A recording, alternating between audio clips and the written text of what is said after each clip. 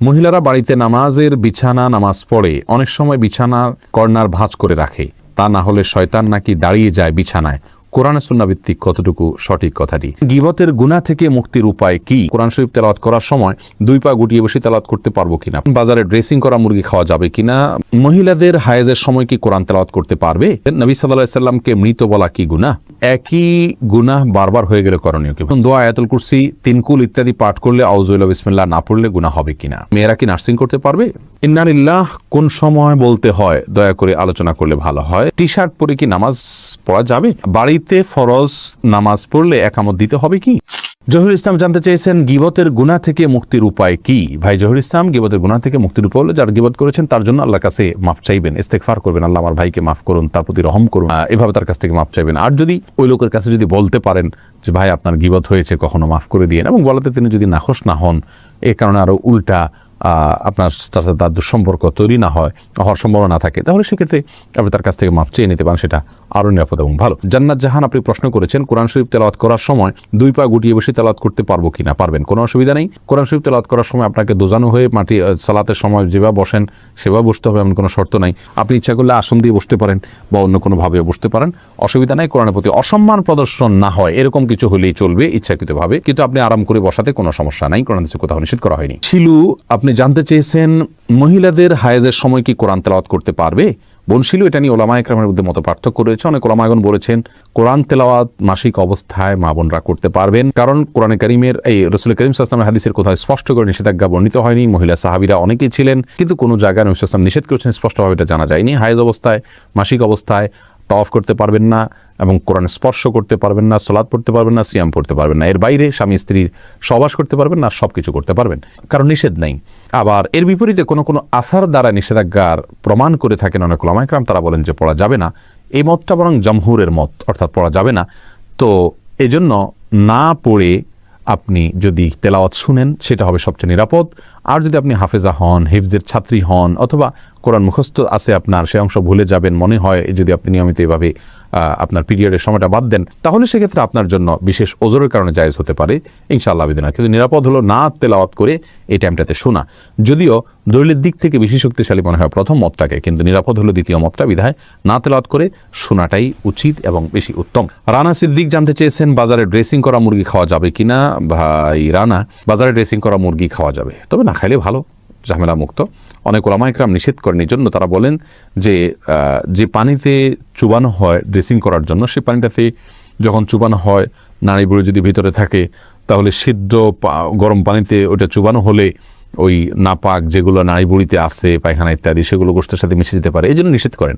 আসলে এত অল্প সময়ের জন্য যে চুবানো হয় কয়েক সেকেন্ডের জন্য, এত অল্প সময়ের মধ্যে ওই নাপাকি এটা গোশত পর্যন্ত পৌঁছায় না, যার কারণে গোশতের মধ্যে কোনো দুর্গন্ধ আমরা দেখি না, স্বাদটাও নাপাকের আসে না, কোনো আলামতও আসে না, যার কারণে এটাকে আমরা হারাম মনে করি না। তারপরেও যেহেতু আমাদের ইখতিলাফ আছে, মতপার্থক্য আছে, যদি এটা অ্যাভয়েড করা যায়, বিকল্প পন্থায় করা যায়, সেটা বেশি ভালো। গুলশান আশা আপনি জানতে চেয়েছেন নবী সাল্লাল্লাহু আলাইহি সাল্লামকে মৃত বলা কি গুনাহ?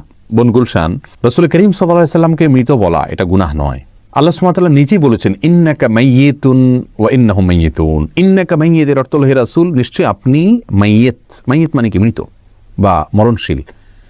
তো নবী সাল্লাল্লাহু আলাইহি সাল্লামকে আল্লাহ সুবহানাহু ওয়া তাআলা যদি মরণশীল বলতে পারেন, মাইয়িত বলতে পারেন, তো আমরা মৃত বলতে অসুবিধা কোথায়? হ্যাঁ, আম্বিয়া আলাইহিমুস সালাতু ওয়াস সালাম তারা আলামে বারজাখে বিশেষ হায়াত উপভোগ করেন, যেটা একেবারে আমাদের মতো স্বাভাবিক জীবন যাপন করা বা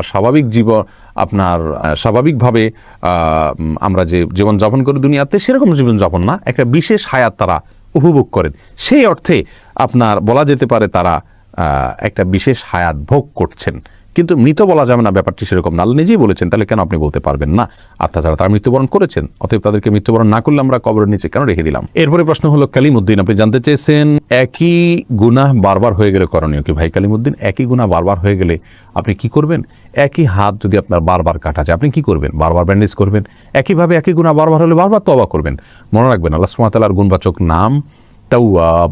তাওয়াব শব্দের অর্থ আর তায়েব শব্দের অর্থ এক না। তায়েব তো যিনি তওবা করছেন তিনি, তাওয়াব বলা হয় যিনি তওবা বারবার কবুল করেন, বারবার তো বান্দার তওবা কবুল করেন, তাকে তাওয়াব বলা হয়। এই জন্য যতবার অপরাধ হবে, গুনাহ হবে, ততবার আমাদের আল্লাহর দিকে ধাবিত হইতে হবে এবং তওবা করে আল্লাহর কাছ থেকে মাপ চেয়ে নিতে হবে। আল্লাহ তাআলা আমাদের সেই তৌফিক দান করুন। তিতাস আপনি জানতেছেন মাসনুন দোয়া আয়াতুল কুরসি, তিনকুল ইত্যাদি পাঠ করলে আউযুবিল্লাহি বিসমিল্লাহ না পড়লে গুনাহ হবে কিনা? ভাই ফারুক, মাসনুন দোয়ার শুরুতে আউযুবিল্লাহি বিসমিল্লাহ পড়ার দরকার নেই, কারণ দোয়াগুলোই হলো আল্লাহর জিকির। সরাসরি আউযুবিল্লাহি বিসমিল্লাহ পড়ার উদ্দেশ্য আল্লাহর জিকির করা। তাছাড়া কোরআন হাদিসে কোথাও আমাদেরকে দোয়াগুলোর আগে বিসমিল্লাহ পড়ার কথা বলা হয়নি, আউযুবিল্লাহর কথা বলা হয়নি। আল্লাহ সুবহানাহু ওয়া তাআলা এরকম জিনিস করেননি। কোরআনের ব্যাপারে শুধু বলা হয়েছে, আল্লাহ সুবহানাহু ওয়া তাআলা বলেছেন ওয়াইদা কারাআতাল কুরআন ফাস্তাইজ বিল্লাহি মিনাশ শাইতানির রাজিম, যখন কোরআন পড়বে তখন আউযুবিল্লাহি মিনাশ শাইতানির রাজিম পড়ে নেবে। আর নবী সাল্লাল্লাহু আলাইহি সাল্লাম প্রত্যেকটা সূরার আগে বিসমিল্লাহ পড়েছেন। সেই হিসাবে আমরা সূরার আগে যখন পড়বো তখন বিসমিল্লাহ পড়বো, আর তেলাওয়াত যখন শুরু করবো প্রথমে তখন আউযুবিল্লাহ পড়বো এবং সূরা শুরু হলে বিসমিল্লাহও পড়বো। আর যদি সূরা শুরু না হয় মাঝখানে হয় তাহলে শুধু আউযুবিল্লাহ পড়বো, যেহেতু শুধু আউযুবিল্লাহ করার নির্দেশ করা হয়েছে। কিন্তু জিকির আজকার শুরুতে আউযুবিল্লাহি বিসমিল্লাহ পড়ার কথা বলা হয়নি, দুরূদের শুরুতে বলা হয়নি, বিধায় আমরা সেগুলো পড়বো না।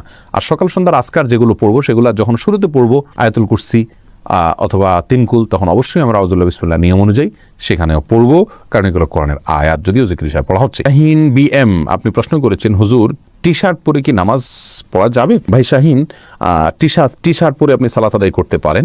তো মনে রাখবেন সালাত আদায়ের ক্ষেত্রে মৌলিক নির্দেশনা আল্লাহ সুবহানাহু ওয়া তাআলা বলেছেন ইয়া আইয়ুহাল্লাযীনা আমানু খুযু যিনাতাকুম ইনদা কুল্লি মাসজিদ। হে ঈমানদারেরা, প্রত্যেক সালাতের সময় তোমরা সুন্দর ভাবে সালাত আদায় করবে, সুন্দর পোশাক পরবে বা সুন্দর পোশাক পরবে।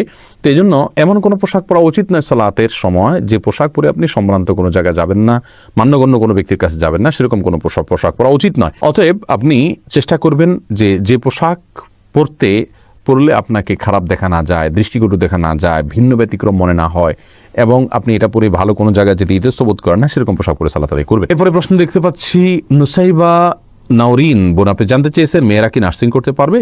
বোন নুসাইবা, আজকের যুগে হাসপাতালগুলোতে যে নার্সিং হয়ে থাকে বা চিকিৎসা কেন্দ্রগুলোতে যে নার্সিং হয়ে থাকে, এখানে মেয়েরা যে অংশগ্রহণ করে সেটা আসলে খুবই বাজে একটা চিত্র এবং দৃশ্য আমরা দেখতে পাই। সেটা হলো একরকম রোগীদেরকে বিনোদন দেওয়া, তাদেরকে খুশি করা, এই উদ্দেশ্যমূলকভাবে মেয়েদেরকেই নার্সিংয়ে বেশিরভাগ ক্ষেত্রে ইউজ করা হয় এবং ছেলেদের উপস্থিতি এই জায়গাতে খুবই কম। এটা হলো রোগীদেরকে মেয়েদেরকে দিয়ে, মেয়েদের শরীর, তাদের সৌন্দর্য, তাদের লাবণ্য এগুলো ব্যবহার করে রোগীদেরকে আনন্দ দেওয়ার একটা চেষ্টা, হয়তো তাদেরকে সুস্থ করে তোলার জন্য চেষ্টা করা হয়, যেটা ইসলামী শরীর দৃষ্টিকোণ থেকে জঘন্য এবং গর্হিত। যদি কোনো মেয়েদের নার্সিং করে, মেয়েরা যদি পর্দা পশিদার রেখে তারা যদি নার্সিং করতে পারেন, তাহলে ইসলামী শরীয়তের দৃষ্টিকোণ থেকে এখানে নিষিদ্ধের কোনো কিছু নাই।